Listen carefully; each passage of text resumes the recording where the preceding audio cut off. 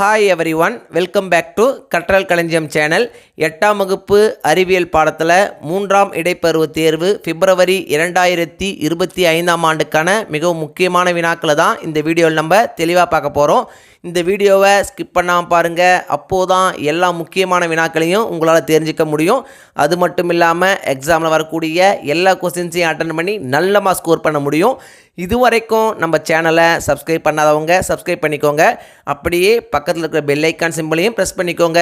அப்போது தான் நான் அடுத்தடுத்து அப்லோட் பண்ணுற வீடியோஸ் உங்களுக்கு வந்து சேரும். சரி, வாங்க நம்ம வீடியோக்குள்ளே போகலாம். 8ஆம் வகுப்பு அறிவியல் பாடத்தில் 3ஆம் இடைப்பருவத் தேர்வுக்கான பாடப்பகுதிகள் என்னென்ன அப்படின்னு பார்த்தீங்கன்னா, அலகு 7 காந்தவியல், அலகு 8 அண்டம் மற்றும் விண்வெளி அறிவியல், அலகு 15 அன்றாட வாழ்வில் வேதியியல், அலகு 21 பயிர் பெருக்கம் மற்றும் மேலாண்மை, அலகு 22 தாவரங்கள் மற்றும் விலங்குகளை பாதுகாத்தல், அலகு 23 லிப்ரே ஆஃபீஸ் கால்க். அலகு 7 காந்தவியல். இந்த பாடத்தில் என்னென்ன முக்கியமான வினாக்கள் அப்படின்னு பார்த்தீங்கன்னா, பக்கம் 84 எடுத்துங்க. இதில் பார்த்தீங்கன்னா ரோம் லெட்டர் 5 சுருக்கமாக விடையெளி கொடுத்துருக்காங்க. இதில் பார்த்தீங்கன்னா ஃபர்ஸ்ட் கொஸ்டின் காந்தப்புலம் வரையறு, ரொம்ப ரொம்ப important question. Next second question செயற்கை காந்தம் என்றால் என்ன, எடுத்துக்காட்டு தருக, ரொம்ப ரொம்ப இம்பார்ட்டன்ட் கொஸ்டின், அடிக்கடி கேட்குறாங்க. நெக்ஸ்ட் பார்த்தீங்கன்னா தேர்ட் கொஸ்டின் இயற்கை மற்றும் செயற்கை காந்தங்களை வேறுபடுத்துக, கண்டிப்பாக எக்ஸாம் வந்துருங்க, ரொம்ப ரொம்ப இம்பார்ட்டன்ட் கொஸ்டின், அடிக்கடி கேட்குறாங்க. ஸோ இது நீங்கள் அவசியம் படிச்சிங்க. நெக்ஸ்ட் பார்த்தீங்கன்னா ஃபோர்த் கொஸ்டின் புவியானது மிகப்பெரிய சட்ட காந்தமாகும், ஏன், காரணம் தருக, இதுவும் பார்த்தீங்கன்னா ஒரு சில கொஸ்டின் கேட்டிருக்காங்க. ஸோ இதையும் நீங்கள் அவசியம் படிச்சிங்க. நெக்ஸ்ட் பார்த்தீங்கன்னா ரோம் லெட்டர் 6 விரிவாக விடையெளி கொடுத்துருக்காங்க. இதில் பார்த்தீங்கன்னா ஃபர்ஸ்ட் கொஸ்டின் காந்தத்தின் அன்றாட வாழ்வியல் பயன்களை பட்டியலிடுக, ரொம்ப ரொம்ப இம்பார்ட்டன்ட் கொஸ்டின், அடிக்கடி கேட்கக்கூடிய கொஸ்டின். ஸோ இதை நீங்கள் அவசியம் படிச்சிங்க.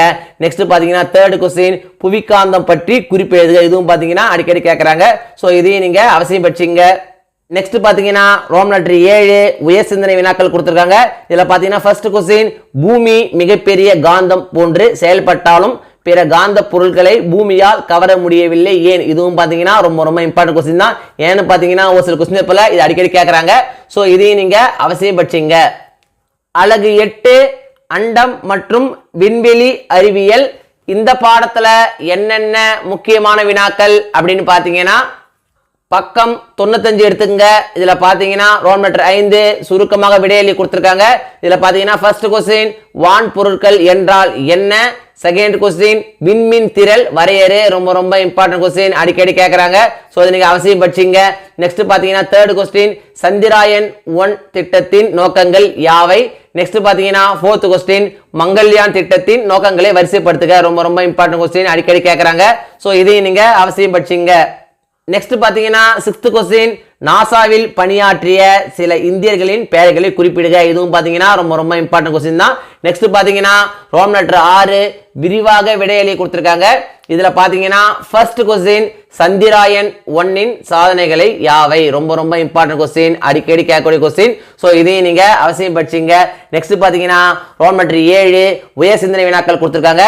இதில் பார்த்தீங்கன்னா ஃபர்ஸ்ட் கொஸ்டின் நாம் எப்போதும் நிலவின் ஒரு பகுதியை மட்டுமே பார்க்க முடிகிறது, ஏன், ரொம்ப ரொம்ப இம்பார்ட்டன்ட் கொஸ்டின், அடிக்கடி கேட்குறாங்க. ஸோ இதையும் நீங்கள் அவசியம் படிச்சிங்க.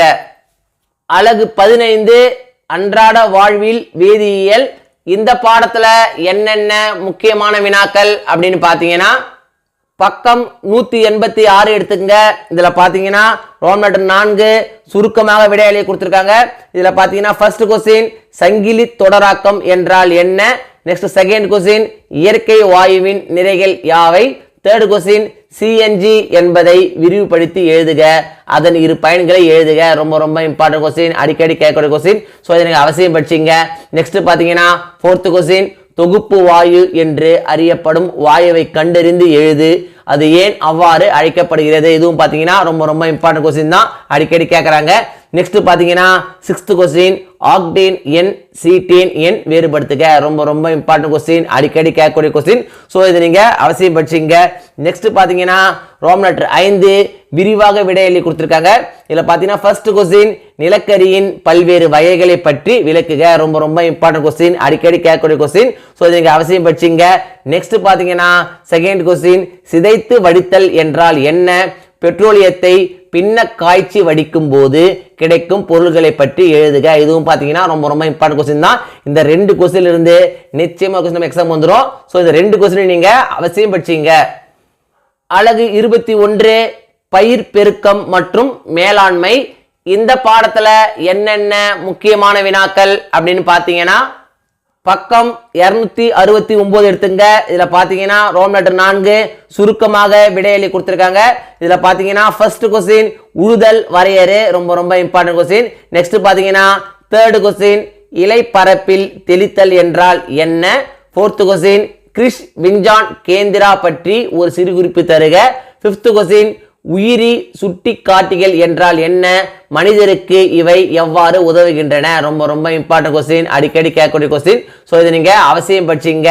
நெக்ஸ்ட் பாத்தீங்கன்னா 7th கொஸ்டின் பயிர் சுழற்சி என்றால் என்ன, ரொம்ப ரொம்ப இம்பார்ட்டன்ட் கொஸ்டின், அடிக்கடி கேட்கக்கூடிய கொஸ்டின். ஸோ இதை நீங்க அவசியம் படிச்சீங்க. நெக்ஸ்ட் பாத்தீங்கன்னா 8th கொஸ்டின் பசுந்தழை உரம் என்றால் என்ன, இதுவும் பாத்தீங்கன்னா அடிக்கடி கேட்கறாங்க. ஸோ இதையும் நீங்க அவசியம் படிச்சீங்க. நெக்ஸ்ட் பாத்தீங்கன்னா ரோம் லெட்டர் 5 விரிவாக விடையளி கொடுத்திருக்காங்க. இதுல ஃபர்ஸ்ட் கொஸ்டின் வேளாண் செயல்முறைகளை விவரி. செகண்ட் கொஸ்டின் நீர்ப்பாசன முறைகளை பற்றி விளக்குக. தேர்ட் கொஸ்டின் கலை என்றால் என்ன, கலை கட்டுப்பாட்டின் பல்வேறு முறைகளை விளக்குக. இந்த மூணுமே ரொம்ப ரொம்ப இம்பார்ட்டன்ட் கொஸ்டின் தாங்க. ஒன்று மாற்றி ஒன்று கேட்டே இருக்காங்க. ஸோ இந்த மூணையும் நீங்க அவசியம் படிச்சீங்க. இந்த லெசனே ரொம்ப ரொம்ப இம்பார்ட்டன்ட் லெசன் தான். ஸோ அதிக கொஸ்டின் இந்த லெசன் வந்து அடிக்கடி கேட்கறாங்க. ஸோ இந்த லெசன்ல இருக்கிற எல்லா கொஸ்டின் நீங்க அவசியம் படிச்சீங்க. அலகு 22 தாவரங்கள் மற்றும் விலங்குகளை பாதுகாத்தல். இந்த பாடத்துல என்னென்ன முக்கியமான வினாக்கள் அப்படின்னு பாத்தீங்கன்னா பக்கம் 287 எடுத்துக்கங்க. இதுல பாத்தீங்கன்னா ரோம் லெட்டர் 4 மிக சுருக்கமாக விடையளி கொடுத்திருக்காங்க. இதுல பாத்தீங்கன்னா ஃபர்ஸ்ட் கொஸ்டின் புவி வெப்பமடைதல் என்றால் என்ன, ரொம்ப ரொம்ப இம்பார்ட்டன்ட் கொஸ்டின், அடிக்கடி கேட்கக்கூடிய கொஸ்டின், இது நீங்க அவசியம் படிச்சீங்க. நெக்ஸ்ட் பாத்தீங்கன்னா செகண்ட் கொஸ்டின் அழிந்து வரும் சிற்றினங்கள் என்றால் என்ன.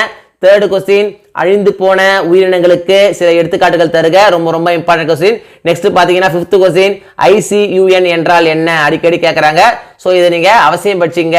நெக்ஸ்ட் பாத்தீங்கன்னா ரோம் லெட்டர் 5 சுருக்கமாக விடையளி கொடுத்திருக்காங்க.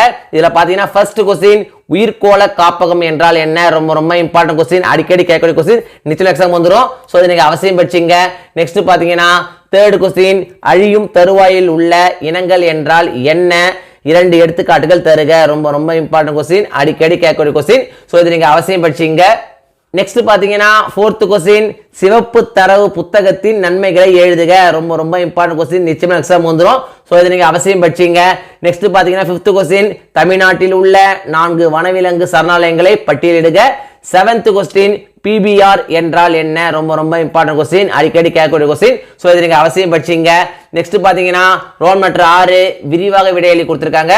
இதுல பாத்தீங்கன்னா ஃபர்ஸ்ட் கொஸ்டின் காடு அழிப்பு என்றால் என்ன, காடு அழிப்பிற்கான காரணங்கள் மற்றும் அவற்றின் விளைவுகளை விளக்குக, ரொம்ப ரொம்ப இம்பார்ட்டன்ட் கொஸ்டின், அடிக்கடி கேட்கக்கூடிய கொஸ்டின். ஸோ இதை நீங்க அவசியம் படிச்சீங்க. நெக்ஸ்ட் பாத்தீங்கன்னா தேர்ட் கொஸ்டின் ப்ளூ கிராஸ் பற்றி சிறு குறிப்பு வரைக. ஃபோர்த் கொஸ்டின் வன உயிரிகள் பாதுகாப்பின் வகைகளை விவரி, ரொம்ப ரொம்ப இம்பார்ட்டன்ட் கொஸ்டின், அடிக்கடி கேட்கக்கூடிய கொஸ்டின். ஸோ இதை நீங்க அவசியம் படிச்சீங்க. நெக்ஸ்ட் பாத்தீங்கன்னா ரோம் லெட்டர் 7 உயர் சிந்தனை வினாக்கள் கொடுத்திருக்காங்க. இதுல பாத்தீங்கன்னா செகண்ட் கொஸ்டின் காடுகள் அழிப்பால் விலங்குகள் பாதிக்கப்படுகின்றனவா எவ்வாறு, ரொம்ப ரொம்ப இம்பார்ட்டன்ட் கொஸ்டின், அடிக்கடி கேட்கக்கூடிய கொஸ்டின். ஸோ இந்த கொஸ்டின் நீங்க அவசியம் படிச்சீங்க. அலகு 23 லிப்ரே ஆஃபீஸ் கால்க். இந்த பாடத்துல என்னென்ன முக்கியமான வினாக்கள் அப்படின்னு பாத்தீங்கன்னா பக்கம் 295 எடுத்துக்கங்க. இதுல பாத்தீங்கன்னா ரோம் லெட்டர் 2 பின்வரும் வினாக்களுக்கு விடையளி கொடுத்திருக்காங்க. இதுல பாத்தீங்கன்னா செகண்ட் கொஸ்டின் விளக்கப்படங்கள் ஏன் தேவைப்படுகின்றன. தேர்ட் கொஸ்டின் தரவுகளை வரிசைப்படுத்துதல் என்றால் என்ன, ரொம்ப ரொம்ப இம்பார்ட்டன்ட் கொஸ்டின், அடிக்கடி கேட்கறாங்க. நெக்ஸ்ட் பாத்தீங்கன்னா ஃபிஃப்த் கொஸ்டின் அரை முகவரி என்றால் என்ன, இதுவும் பாத்தீங்கன்னா அடிக்கடி கேட்கறாங்க. ஸோ இந்த கொஸ்டின் நீங்க அவசியம் படிச்சீங்க. 3ஆம் இடைப்பருவ தேர்வை பொறுத்த வரைக்கும் இந்த வீடியோவில் நான் கொடுத்துருக்கிற இந்த கொஸ்டின்ஸை மட்டும் நீங்கள் படித்தா போதும். எக்ஸாமில் வரக்கூடிய எல்லா கொஸ்டின்ஸையும் அட்டன் பண்ணி நல்ல மார்க் ஸ்கோர் பண்ண முடியும். 1 மார்க்ஸை பொறுத்த வரைக்கும் இம்பார்ட்டன்ட் 1 மார்க்ஸ் அப்படின்னு படிக்காதீங்க, எல்லா 1 மார்க்ஸையும் படிங்க. அப்போதான் 1 மார்க் செக்ஷனில் உங்களால் ஃபுல் மார்க் ஸ்கோர் பண்ண முடியும். இந்த வீடியோ நிச்சயம் உங்களுக்கு யூஸ்ஃபுல்லாக இருந்திருக்கும்னு நம்புகிறேன். இந்த வீடியோ உங்களுக்கு பிடிச்சிருந்தா லைக் பண்ணுங்க, கமெண்ட் பண்ணுங்க, மறக்காம உங்க ஃப்ரெண்ட்ஸுக்கும் ஷேர் பண்ணுங்க. வேற ஏதாவது டாபிக்ஸ்ல உங்களுக்கு வீடியோஸ் தேவைப்பட்டாலும் கமெண்ட் பாக்ஸ்ல போடுங்க. தேங்க்யூ, தேங்க்ஸ் ஃபார் வாட்சிங் my channel. See you in the next video.